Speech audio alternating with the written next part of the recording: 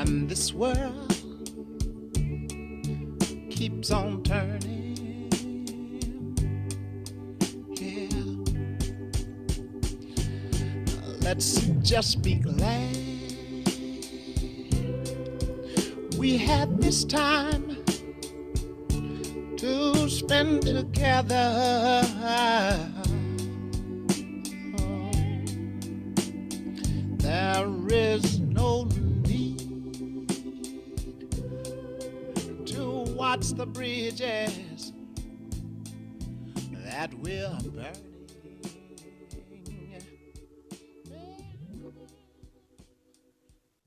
Well, well, well. Happy Tuesday. Welcome to LoveBabz, LoveTalk. I'm Babz Rawls-Ivy.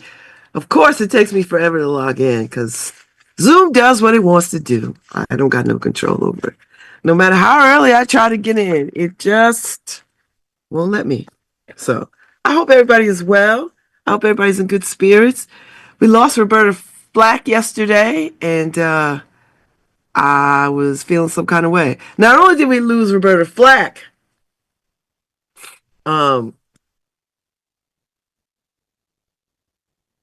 we lost Gwen McCrae, Let Me Be Your Rocking Chair, and Jerry Butler, the Iceman. And some of y'all don't know who none of these people are. Go ask your people.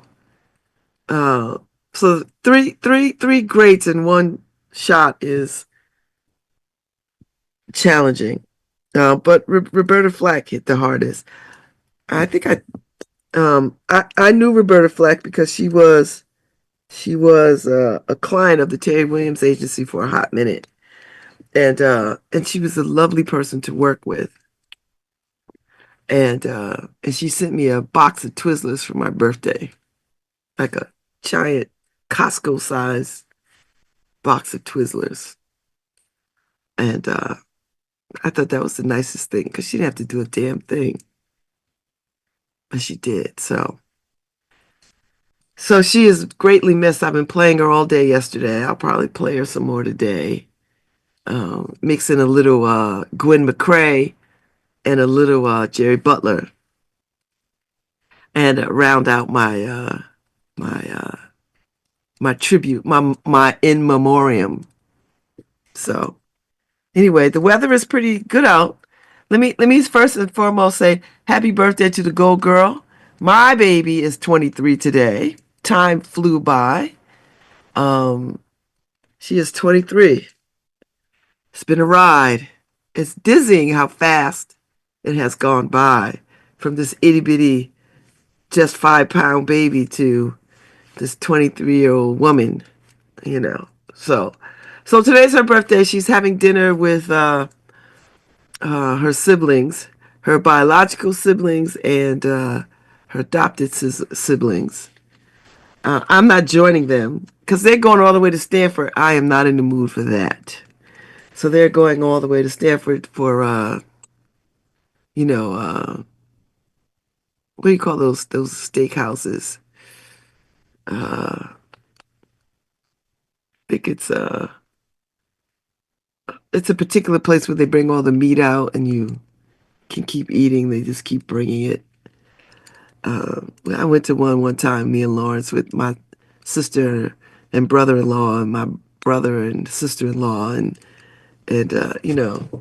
you could tap out at any moment. It was so much food. I don't know how people do that, but it's an experience. It really is an experience. So anyway, they're doing that tonight. I'm not going with them. So happy birthday. I'm gonna celebrate with her at another time. I mean, I'm the mother. It's always a birthday. I sent her a birthday text. I sent her one directly, and then I sent her one in the family chat. Listen, I love this new age. You can get birthdays out the way. But she's 23. Happy birthday! And so far, she's holding it down for herself. She's holding it down. She's holding it down. So anyway, how's everybody else doing? I think there's a bunch of birthdays today. people that I know. Uh, Happy birthday, Bob Pellegrino, who's an attorney. I don't know if Bob's still a practicing attorney, but happy birthday. Happy birthday, Sylvia Lewis in New York City. And happy birthday, Alyssa Bowen McCardo. Happy birthday. Alyssa is in Puerto Rico. So I know she's having a good damn time with her husband and mama, dad, whoever else went along for that ride. And Sylvia Lewis is a friend in New York. Her husband was the founder of Worldwide, the advertising group in Chicago back in the day. Uniworld. He's the founder of Uniworld. And she is quite the arts patron herself in her own right. And she runs Auntie Film Festival. So happy birthday to them. Very happy birthday to them. Um, it'll be March before we know it. Lord have mercy. February is already the shortest month, but gee whiz, it's it's flying by. Friday, February, Black History Month will be done for you white people. Y'all can go back to wait until next year for your white history stuff. Don't you worry about it. You got a few more days, and then we jump into Women's History Month, which I need to get prepped for the paper. And first night of Ramadan is Saturday. So for those who fast, Ramadan happens. I used to do it. Well, not the whole time, but because my then husband is Muslim, I would fast a little bit with him. Like a week or so, and you just do it from sun up to sundown. It wasn't a hardship. It wasn't like, I'm in the desert and I have to herd camels. Then that's a hardship. You know, but I'm at my house. I got running water and all manner of things. Uh, so yeah, um, that's that. That is that. That is that. That is that. What else is going on in the news? Oh yeah, I see some of these red states slowly are starting to feel the effects of this Trump regime. I don't got nothing. Listen, whenever I hear those stories or see those stories of them carrying on about, and proclaiming they voted for Trump, twice or three times or however many times they've been voting, and then this happens to them, I just want to go and look at a brunch menu. That's really what I want. I just want to look at a brunch menu. I don't give a damn about these folks that vote against their own interests. We try to tell them, black women all over this country try to tell them, don't do it. We were explicit. We try to tell them, don't do it. Don't vote against your own interest. They even put out a damn Project 2025. Is that what they call Project 2025? They put out a damn book, blow by blow, what they was gonna do. People are like, oh, it's fiction. You know how calculating the GOP is. They don't put out stuff for its and giggles. This is their version of transparency. This is what we're gonna do. We're gonna put it in a book. We know they're not gonna read it. Ha ha ha ha ha. Oh well. I would suggest you just go get the book and see what's next. 900 pages. They're gonna decimate. Looky. You think housing is terrible now? Wait till they finish slashing the crap out of HUD. It's going to take another 60 years to fix this mess after these 4 years. This country's going to be unrecognizable. It's going to be burnt to the ground.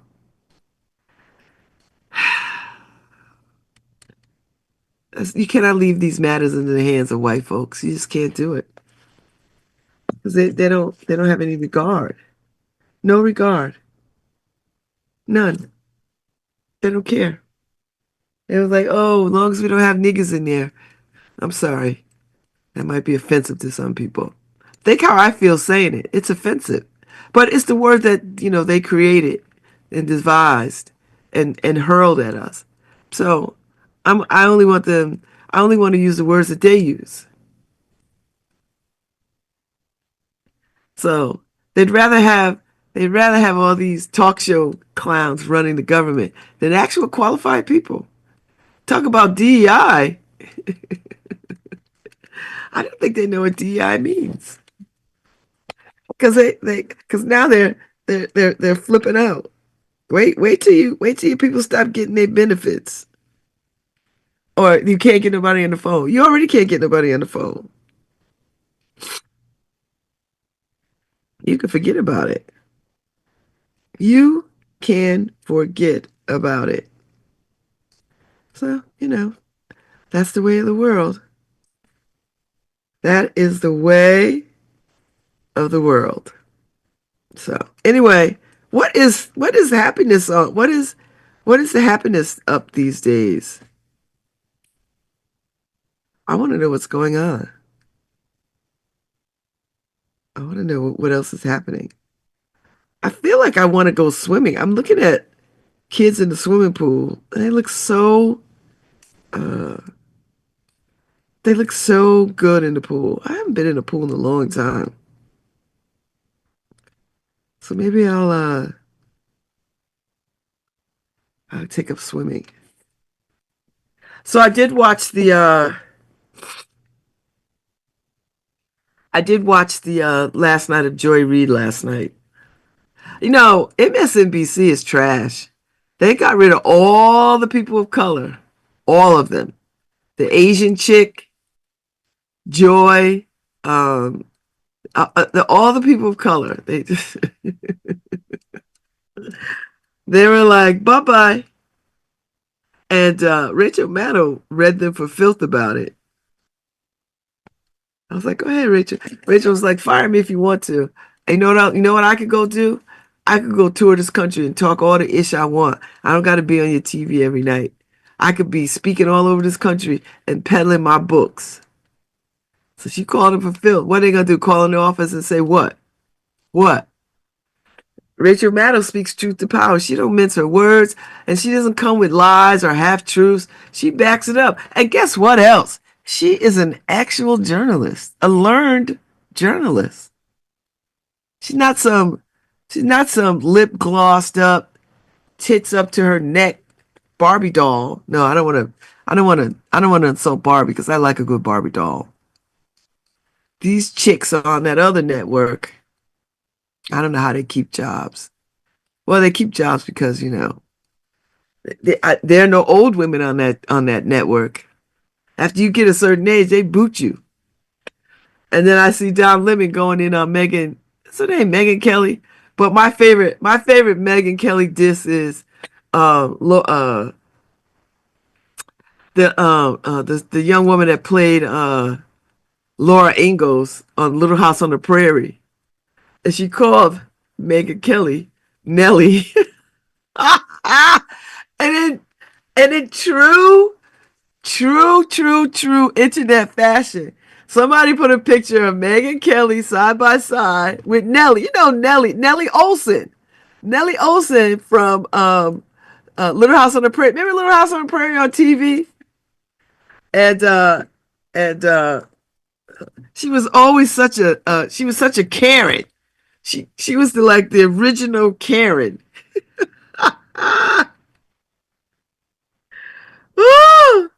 and so ever since uh ever since then I can't unsee it. So when Don Lemon was going in about Megan Kelly, I went in there and was like, oh shoot, Nelly is at it again.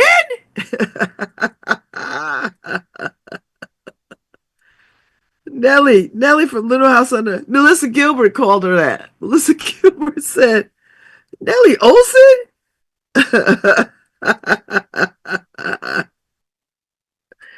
Oh my God. So I can't unsee it. So I went over there and I was like, threw my 2 cents and I was like, Nellie Olsen is at it again.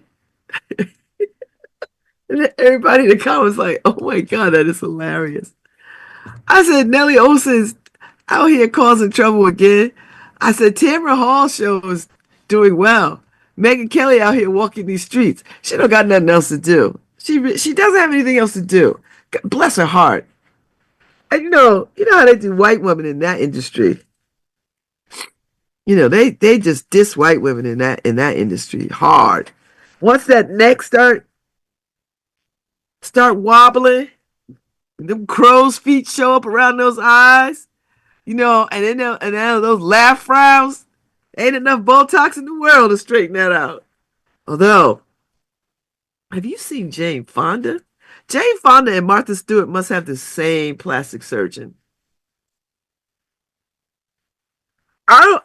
If I was gonna have plastic surgery, I'm using whoever Jane Fonda and Martha Stewart are using because they look good. That's some of the best work I've ever seen. I don't know what these other people are doing. And when I see black women that have work done, it never looks good because we're not meant for that. Our melanin, our skin just looks. There's a couple of sisters who have had some work done, and you just want to tap them on the shoulder and be like, don't do anything else. Don't inject anything. Don't nip and tuck. Don't do anything. You've got melanin. Melanin is gravy. It's saving grace. So anyway, Megan Kelly, girl, you're gonna have to wear a longer bang after a minute, and you're gonna have to put a stocking on that lens to soften that. I know all the tricks, white women. I know all. Listen, I have worked in TV and films. I know all, softer lighting. They're gonna need a soft, like a pink lighting. They're gonna need all that stuff. They're gonna need all the tricks of the trade. A vat of moisturizer, and then you're gonna have to pull that face back a little bit, cut that hairline, nip and tuck, pull it back, pull it back, pull it back. I'm just saying. Listen, y'all see how good Cicely Tyson looked to the end. She looked anywhere from 50 to 100. You couldn't, what? Marla Gibbs, another one. She is 100 and something years old. 96, 98. She's somewhere around there. You seen her? Puh. I was like, so, whatever. I'm going to leave it to y'all. Listen, white women. We try to tell you. Megan Kelly, let me tell you something about divine karma. Because all that stuff that you spew is going to aid you. And it's not gonna be to your benefit. You ever see people who are mean like that? When people are mean like that, they just don't age well. It shows up in their. I know some people around town who are sour pussies like that. And every time I see a picture of them, I go, ooh, girl, smile, something. Maybe you could undo that.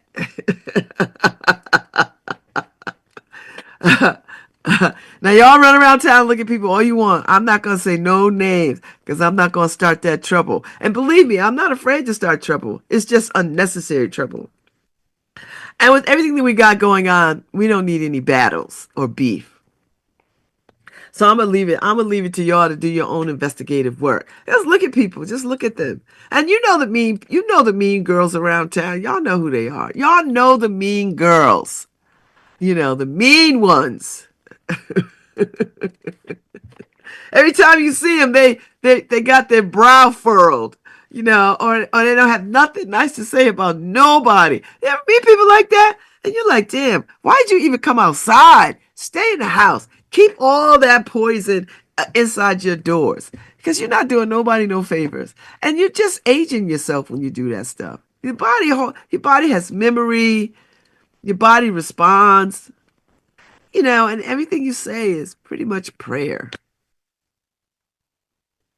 I've been blessed with pretty decent skin. I've never had like acne. A few times in my life, I had a few bouts of acne, but for the most part, I don't have my face isn't sagging, even though I'm losing a little weight. I'm not and I'm on Ozempic, but I don't have an Ozempic face. Although you can see that I'm losing weight, But I do have a little fat under my neck, you know. Like if I do that, you could see it, you know. I need to tighten that up a little bit. I'm lifting weights. It's a slow process. So, oh,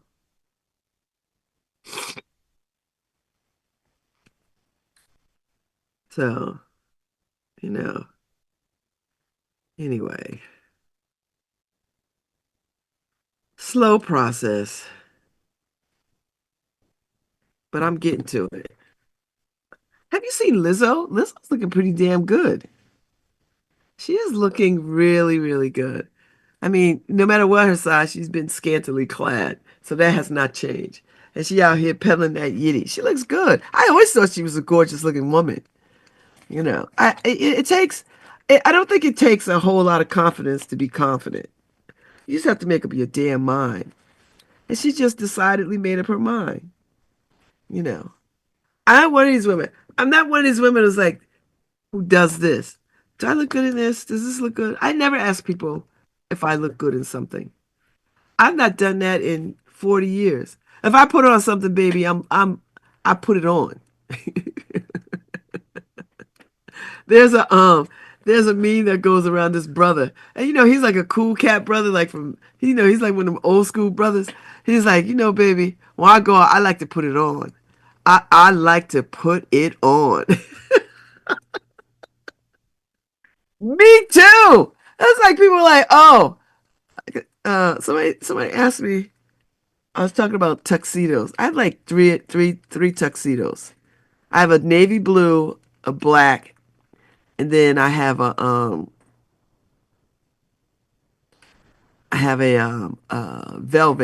pink velvet tuxedo jacket and velvet pants. And somebody asked me, "How do you have three?" I was like, "You buy them. You just buy them. You buy them." I have a very extensive wardrobe. There's no apologizing for that. I don't know what to tell you. That's just what it is. I like a lot of clothes. And I don't have a place to hang them all right where I'm at now because my daughters are here. So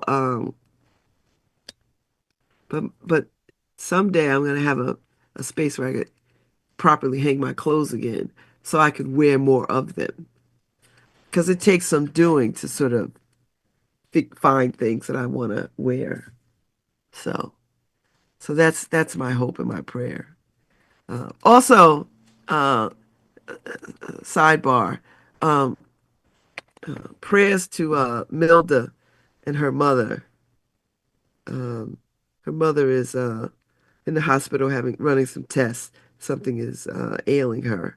Milda is the executive director of Music Haven, and Milda McLean. And I just wanted to offer up some very public prayers for her mother. When you get to care for your parents, that is its own kind of stress and fear. But I pray because I am a praying woman. I am indeed a praying woman. Um, that all shall be well with her mother, Su Madre. So, you know. So yeah, I mean, listen, Linda. I hope my children are praying for me because God knows I could use some prayer. And if you know the words of prayer, lift them up on my behalf. I could use some good prayer. I could use some prayer prosperity. You know, I don't need another job. I don't need that. Uh, but uh, uh, that's pretty much what it is. Yeah, I know.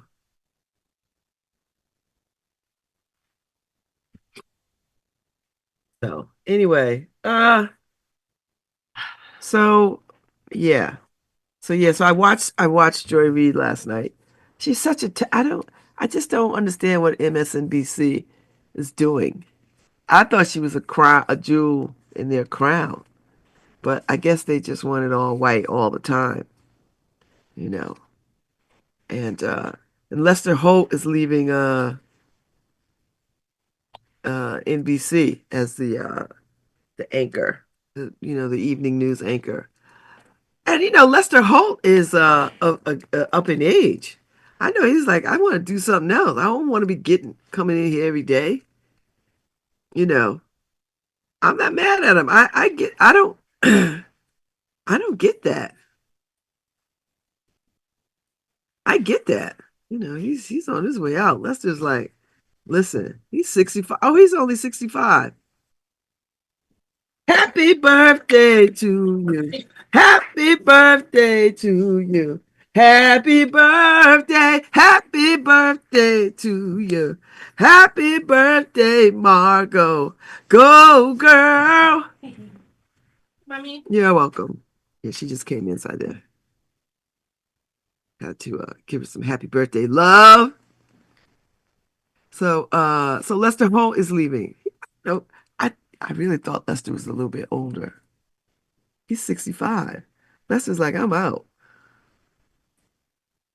He's like, I'm out.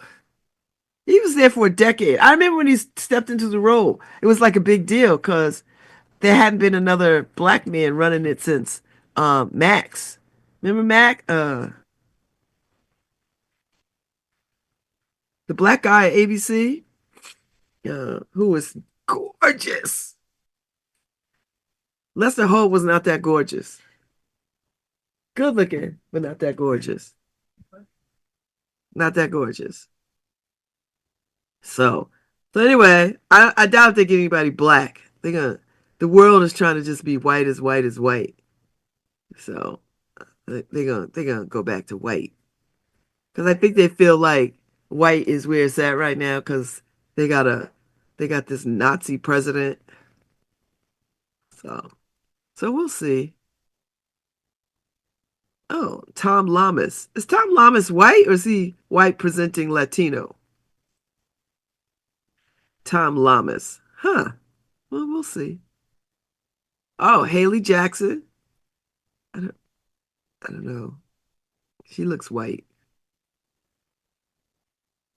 you know. People can look whatever they look. Who knows? Well, we'll see what happens. I'm just reading from the Forbes magazine, from the Forbes site. It might be that. Might be that. Might be that. Uh, yeah. So high five, high five. So maybe we just get all the see if BT had any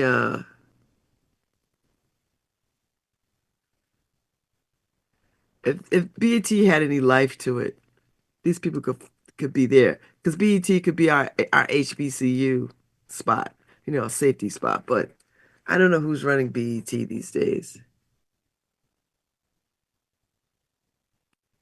Yeah, Don Lemon is like, I ain't afraid of nobody.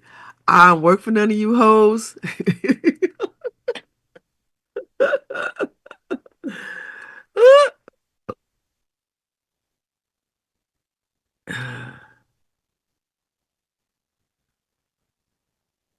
Yeah, go ahead, go ahead, go ahead. Don is like, listen, he got old girl good.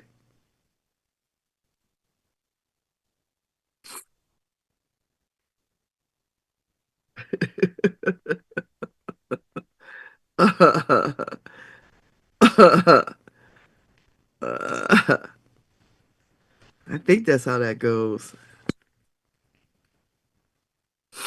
I think that's how that goes.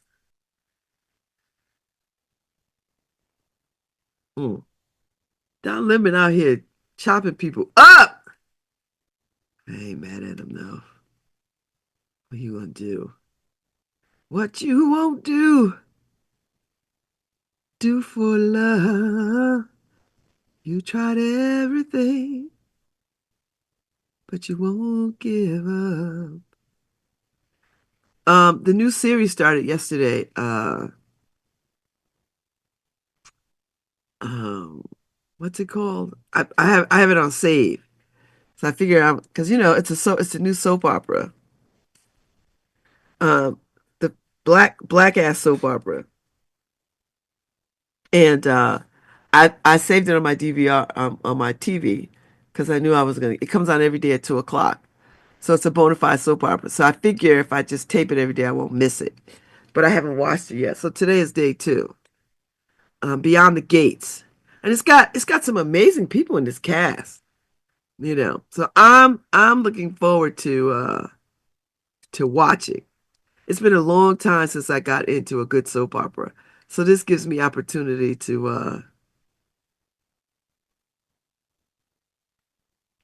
uh to get in on the ground floor and follow along. So uh so I don't know if I'm gonna go back to MSNBC. Like I don't know about any of that anymore. I like Rachel Maddow. I really like her. But beyond that, I don't know what else I would do. You know. So much is so challenging to me. I posted up something about this DEI, how these everybody's pulling back on their DEI initiatives. And I feel some kind of way about it. It just and listen, the intellectual me and the political me understands why people are doing it because they're trying to get out of the crosshairs and they're trying to keep funding and they're trying to stay. I get it. That is not lost on me. But the black ass me and the emotional me and the community focused me, I just feel like it's all cowardice. I just feel like and I listen, it's not lost on me that you have to do what you have to do to sustain. I get it. I get that.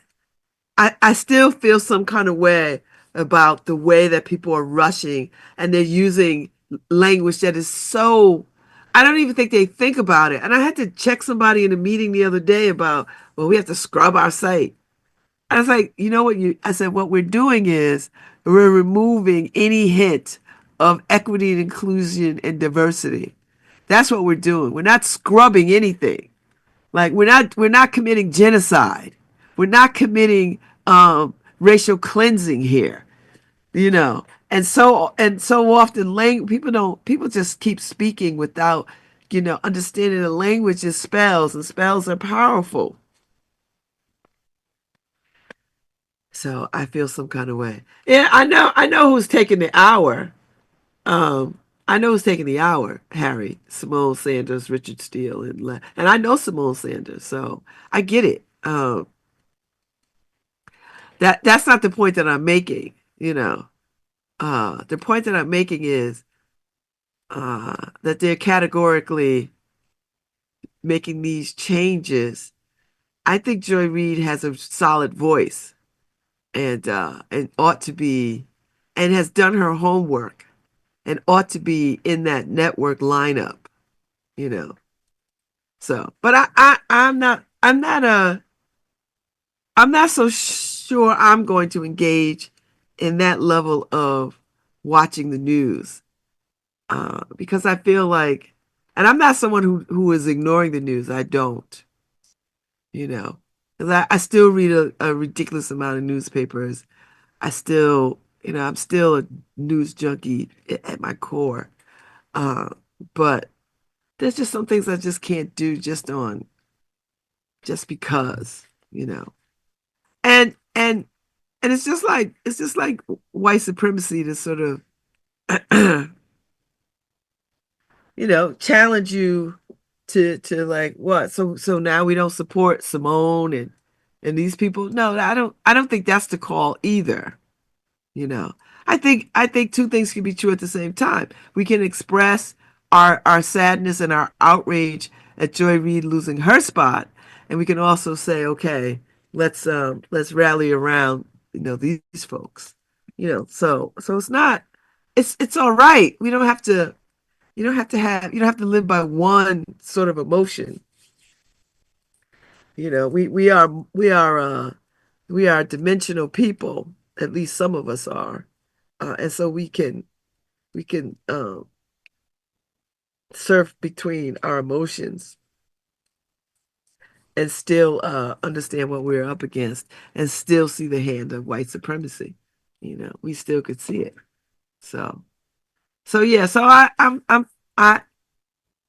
just I was listening to David Banner on the red carpet the other day, and he was talking about um, companies that are ditching their DEI efforts, and he was like, um, if it's not ingrained in their culture, then they wasn't about it anyway.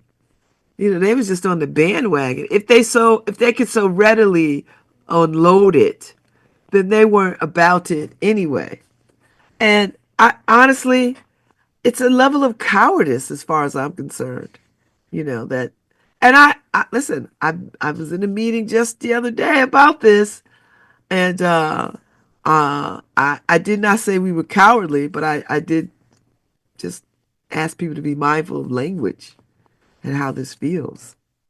You know, and uh, that's just what it is. I just feel some kind of way about it. I just feel some kind of way about it, and I don't know if it'll go away. Like it's not anything that can it's not anything that could go away.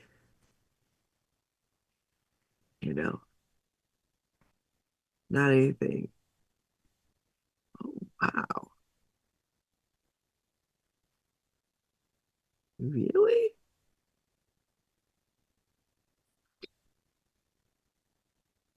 Oh,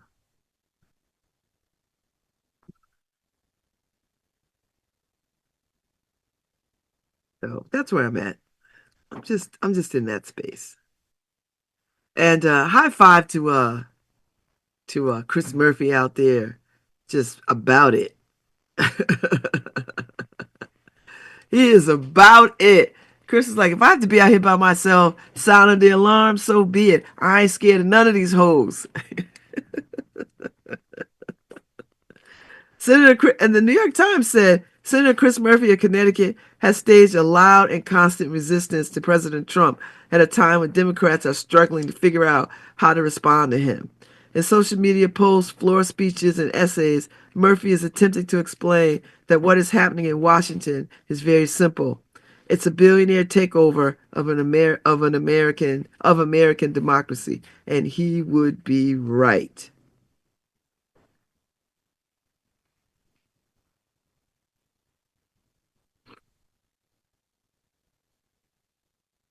Yes,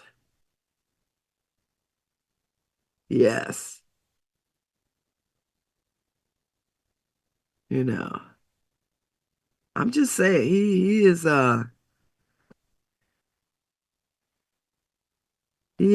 dead on it.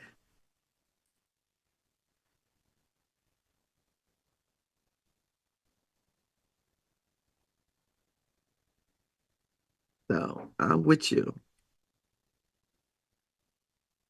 I'm with you. I'm with you. Listen, I'm with you. I'm so with you. So I tell you what strikes me now that I'm seeing uh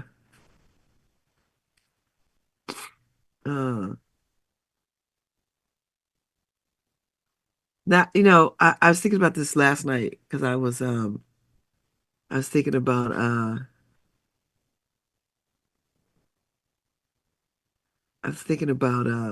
the comment section because I was having a conversation about comment sections in places and how they are they're quite telling, you know.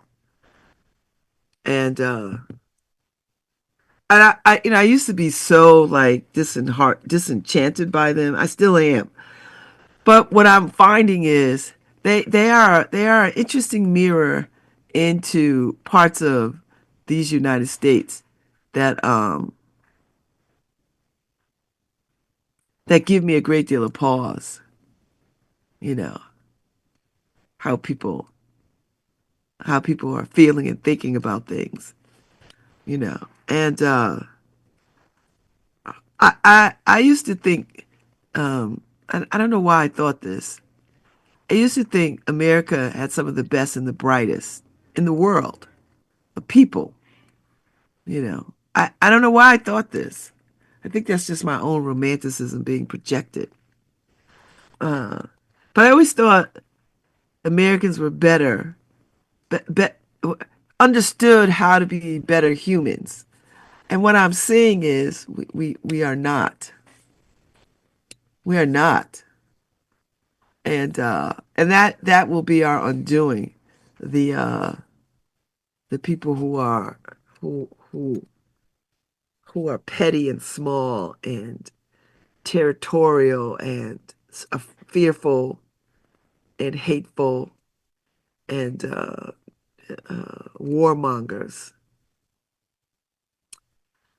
and it reflects in the way that we are around issues of gun control. And I think about these things deeply. Like I'm in the drugstore, and all the antihistamines are behind lock and key. It just strikes me as, and shampoos are locked up, but we turn a blind eye to firearms in ways that is just unconscionable. You know, uh, just we'd rather see people sleep in the streets and beg for bread rather than house them and feed them. That I But then everybody runs around with some notion of religious instruction in their being. Everybody's got this "I know the will of God" stance about them. And God was very clear, God was very clear about how to be. And yet we don't like it. Well, no, God must have made a mistake.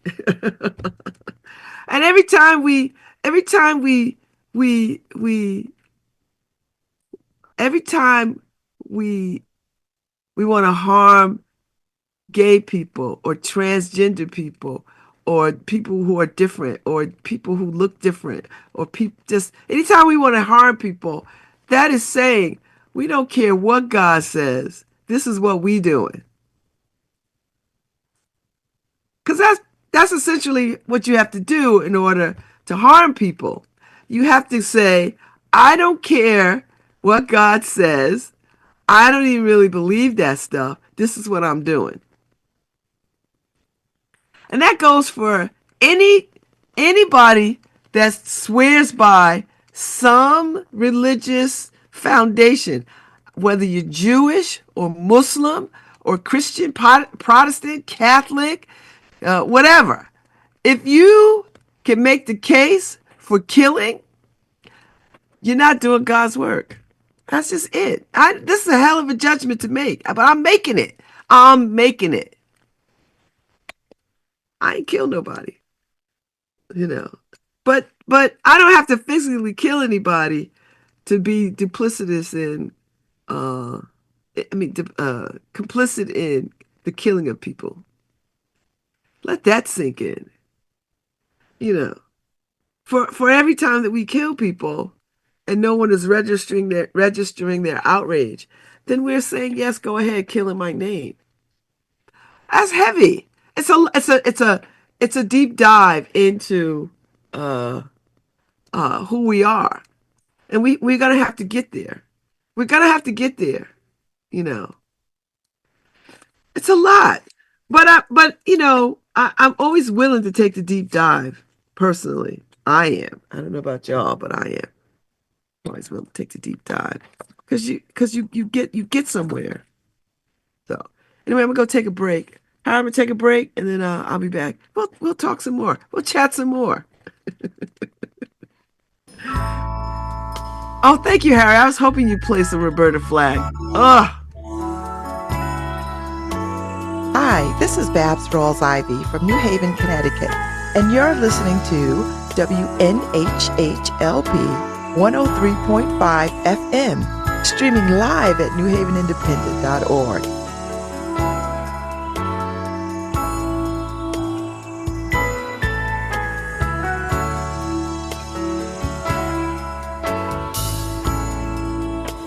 The closer I get to you,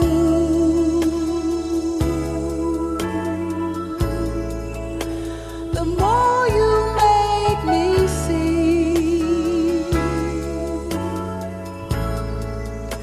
By giving